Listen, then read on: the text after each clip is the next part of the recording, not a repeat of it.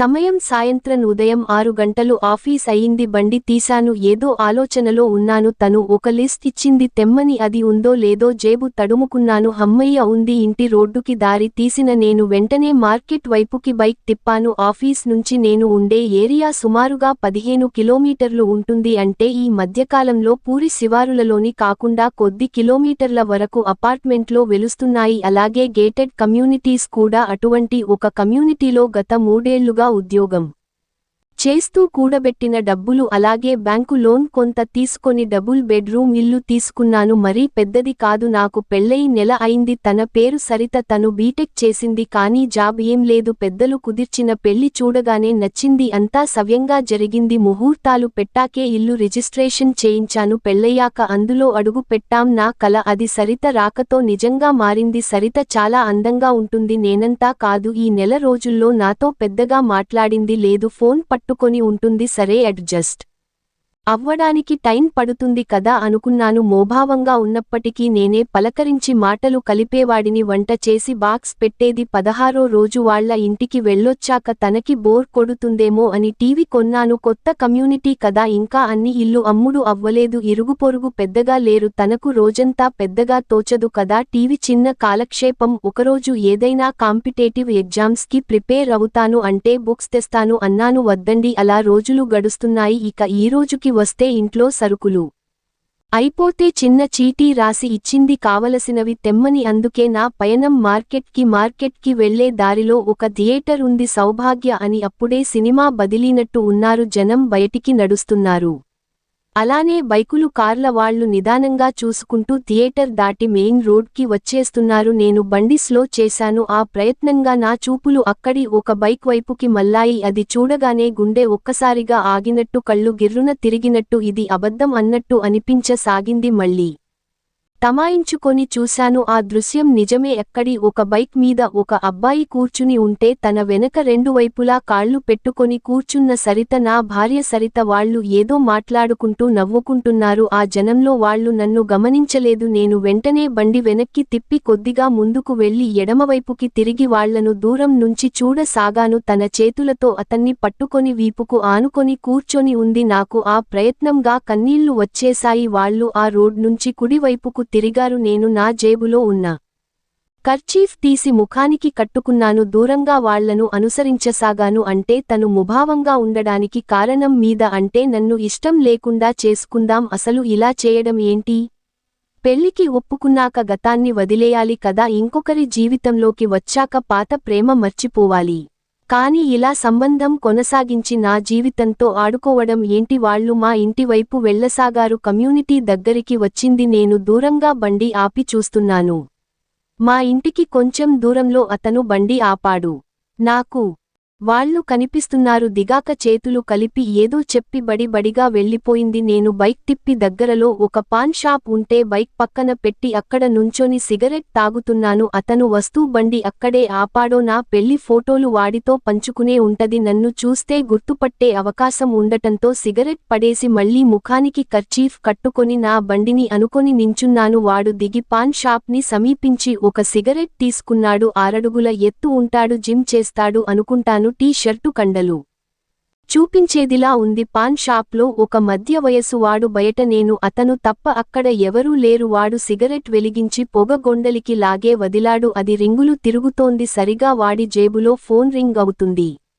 జేబులో ఫోన్ చేతుల్లో తీసుకొని హలో అన్నాడు. నేను ఊహించాను ఆ కాల్ సరితనే చేసి ఉంటుందని. నేను ఆఫీస్ నుంచి వచ్చేసరికి అలా ఇంటికి చేరుకునే మంచి ప్లాన్ వేసుకున్నారు. నాకు తెలిసి ఇది పెళ్లైన వారం నుంచే మొదలై ఉండి ఉంటుంది. ఎందుకంటే పెళ్లి అలాగే గృహప్రవేశం హడావిడిగా అన్ని చుట్టాలు మరియు మా వాళ్లు వారం దాకా ఇక్కడే ఉన్నారు. తర్వాత నుంచి తను ఒక్కరితే. నేను ఉదయం 10కి పోతే సాయంత్రానికి కానీ రాను. ఇంతకన్నా మంచి సమయం ఎక్కడ దొరుకుతుంది వాళ్లకు? పైగా టౌన్ కి దూరంలోని కమ్యూనిటీ. పెద్ద జనం ఉండరు. రోజంతా వాళ్లు గడపవచ్చు. ఇవన్నీ తలుచుకుంటుంటే నాకు నా మొదటి రాత్రి గుర్తొచ్చింది. మళ్లీ నా ఆలోచనలు కట్టిపెట్టివాడి మాటలు వినసాగాను. హాలేదు, ఇక్కడే ఉన్నాను పాన్ షాప్ దగ్గర. మీ ఆయన వచ్చాడా? ఇలా మాత్రం బాగుంది. ఈ ప్రైవసీ మనకి మన కాలేజీ టైంలో కూడా దొరకలేదు అని నవ్వాడు. భయంగా ఉండేది. ఎక్కడ కలవాలన్నా ఒకసారి లాడ్జికి వెళితే నువ్వేమో భయపడి పోయావు. ఇలా బాగుంది థ్రిల్లింగ మీ ఆయన ఆఫీసులో మనం మీ వారి కొత్త ఇంట్లో రేపు స్వర్గమే నీకు 11 కల్లా వస్తాను ఉంటాను. కాల్ కట్ చేశాడు. సిగరెట్ పడేసి బైక్ తీసి రివ్వున వెళ్ళిపోయాడు. నా మనసులో వేదన మొదలైంది. కళ్లల్లో వణుకు. నా వెనుక ఎంత జరుగుతుందా ఎంత మోసం ఆలోచనలు వెనక్కిమలై ఆ రోజు మొదటి రాత్రి ఏర్పాటు చేశారు. పెళ్లికి ముందు దాకా తన నెంబర్ కూడా లేదు నా దగ్గర.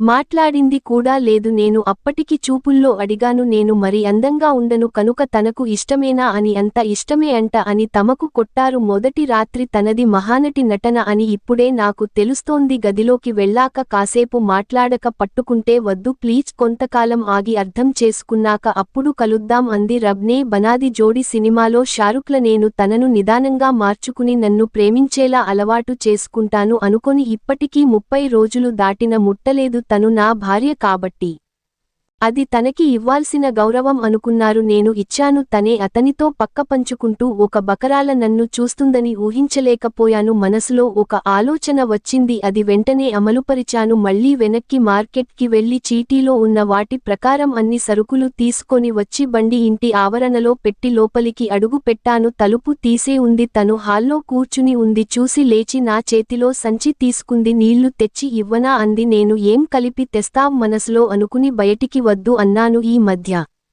పేపర్లో ఎటు చూసినా ఇవే వార్తలు. టీవీ ఆన్ చేసి ఉంది. ఏదో స్పెషల్ స్టోరీ వస్తుంది. ప్రియుడ్ని కలుస్తా అని భర్తకి చెప్పి వెళ్లిన భార్య తట్టుకోలేక వాళ్ళిద్దర్నీ హత్య చేసిన భర్త ఉండగానే ఇద్దరు ప్రియులతో వ్యవహారం. ఒక ప్రియుడితో ఇంకో ప్రియుడిని చంపించిన వివాహిత వైనం భర్తని చంపి అతని స్థానంలో ప్రియుడ్ని ప్లాస్టిక్ సర్జరీ చేయించి మొగోడిగా పరిచయం చేసిన మరో వనిత. ఇలా అన్నీ వరుసగా చదువుతూ ఎందుకు ఇలా మహిళలు తమ జీవితాన్ని కాపురాల్ని నాశనం చేసుకుంటున్నారు? ఎటు పోతుంది మన సమాజం అంటూ న్యూస్ యాంకర్ గట్టిగా మాట్లాడుతుంది. నేను ఇన్ని రోజులు ఈ వార్తలు చూసి ఇదేంట్రా ఇలా చేస్తున్నారు వీళ్ళు శృంగార సుఖం కోసం ఇంతలా దిగజారుతూ హత్యలు చేసి పిల్లల్ని అనాథలు చేసి ఏం సాధిస్తున్నారు? చివరికి అనుకునే వాడిని తిరిగి కథ అడ్డం తిరిగి నా ఇంట్లో ఇంకో న్యూస్ తయారయ్యేలా ఉంది అనిపించింది. నవ్వాలో ఏడవాలో తెలియని పరిస్థితి. బెడ్రూంలో టవల్ కోసం వెళ్లి బెడ్ వంక చూశాను. సర్దేసి ఉంది. లక్షలు పెట్టి ఇల్లు కొన్నాను. కుటుంబంతో సంతోషంగా ఉందామని నా డబ్బుతో నేను కొన్న బెడ్ మీద వేరే ఎవరు కాపారం చేస్తున్నారు? దేనికైనా రాసిపెట్టి ఉండాలి. స్నానం చేసి వచ్చి కూర్చున్నాను. 8 గంటలు దాటింది. అప్పటికి తను వచ్చి అన్నం పెట్టనా అని అడిగింది. ఆకలి లేదని చెప్పాను. ఏమో చంపే ప్లాన్ చేసి ఉండొచ్చని నా అనుమానం బలపడింది. ఆ న్యూస్ ఎఫెక్ట్ కావచ్చు. తను ఫోన్ చూస్తూ కూర్చుంది. నేను వెళ్లి రోజు పడుకునే బెడ్రూమ్ కాక వేరే దాంట్లో పడుకున్నాను. లోపల గడి పెట్టుకున్నాను. నిద్ర పట్టట్లేదు. బయట ఏవో గుసగుస మాటలు వినిపిస్తున్నాయి ఫోన్లో అని తెలుస్తుంది. ఆఖరికి మల్ల గుల్లాలు పడ్డాక నిద్ర పట్టింది. ఉదయం త్వరగా లేచి రెడీ అయ్యి బాక్స్ వద్దని చెప్పి 9 గంటల లోపే బయటకి బయలుదేర సాగాను. తను చూసి ఏంటి రాత్రి తినలేదు ఇప్పుడు బాక్స్ వద్దంటున్నారు ఏమైంది అని డౌట్ గా అడిగింది. నేను వచ్చి రాని నవ్వుతూ అదేం లేదు మా ఆఫీసులో కూలీలు పుట్టినరోజు లంచ్ అక్కడే అందుకే అని బయలుదేరాను. బండి తీసి బస్టాండ్ దగ్గరలోకి వచ్చేసి నిన్న నా మనసులో వచ్చిన ఆలోచన కార్యరూపం దాల్చే ఆ సమయం కోసం ఎదురుచూడ సాగాను. కొద్ది నిమిషాల్లో నా ముందుకి మా అమ్మ నాన్న సరిత అన్నయ్య మరియు అమ్మానాన్నలు అంటే మా అత్త మామలు వచ్చి నుంచున్నారు. కొత్త అల్లుడు అలాగే బావ ఎందుకు ఇంత అర్జెంటుగా ఇదే సమయానికి పిలిచాడు? వాళ్లకి అర్థం కాలేదు. మా అమ్మ నాన్న కూడా ఆశ్చర్యంగా ఏంటా అన్నట్టు నా మొహం చూస్తున్నారు. నేనేమీ మాట్లాడలేదు. మీకే తెలుస్తుంది కొంచెం సేపు ఆగండి అన్నాను. వాళ్ళు నన్ను ఇంటికి వెళ్ళాము ఇక్కడెక్కడో నుంచో పెట్టావ్ ఏంటి అని అడుగుతున్నారు. మా మామయ్య అత్తయ్య ఏమైంది బాబు సరితతో ఏదైనా గొడవ అయిందా అని అంటున్నారు. నేను అన్ని వింటూ సమాధానం చెప్పకుండా మౌనంగా ఉన్నాను. టైం చూశాను 11 దాటింది. నా బండి బస్టాండ్ పార్కింగ్లో పెట్టి ఒక ఆటో మాట్లాడాను. అందరం ఎక్కి ఇంటికి చేరాము.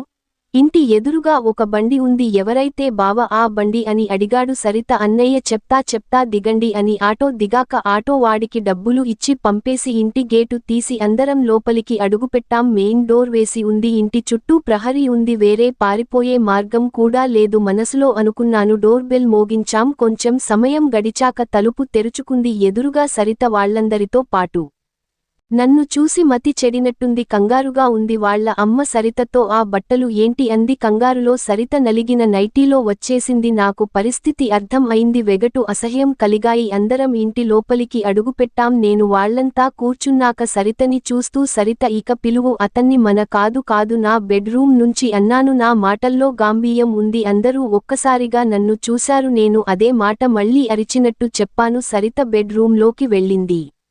మళ్ళీ వచ్చింది. వెనుక అతను ఉన్నాడు. అందరికీ నిన్న నేను ఫోన్లో చేసి ఈ టైంకి సరిగా ఇక్కడ ఉండేలా రమ్మని ఎందుకు అన్నానా? వాళ్లకి అర్థం అయినట్టు ఉంది. సరిత అలాగే తన ప్రియుడు తలదించుకొని ఉన్నారు. నేను లేచి వాళ్లని చూస్తూ మళ్ళీ కూర్చున్న వాళ్ల వైపు తిరిగి అమ్మ, నాన్న, అత్తయ్య, మామయ్య గారు, నాకు మీరు పెళ్లి మాత్రం చేశారు. రోజు శోభనం వీళ్ళిద్దరికీ జరుగుతుంది. అది కూడా నా ఇంట్లో, నా బెడ్ మీద. గత 20 రోజులు ఆ పైనుంచే సాగుతోంది. అంటే ఇది ఇప్పటి కథ కాదు అని మీకు అర్థమై ఉండొచ్చు. తొలిరాత్రి ముట్టుకొని నీ భార్యకి గౌరవం ఇచ్చే ఒకరినొకరు అర్థం చేసుకున్నాక రోజు కలుద్దాం అని విలువ ఇచ్చినందుకు, అలానే కష్టపడి సంపాదించి పెళ్లికి ముందే ఇల్లు కొని వచ్చే భార్యతో కొత్త గృహప్రవేశం చేసి జీవితాన్ని పిల్లాపాపలతో రంగుల మయంగా ఊహించుకుందాం.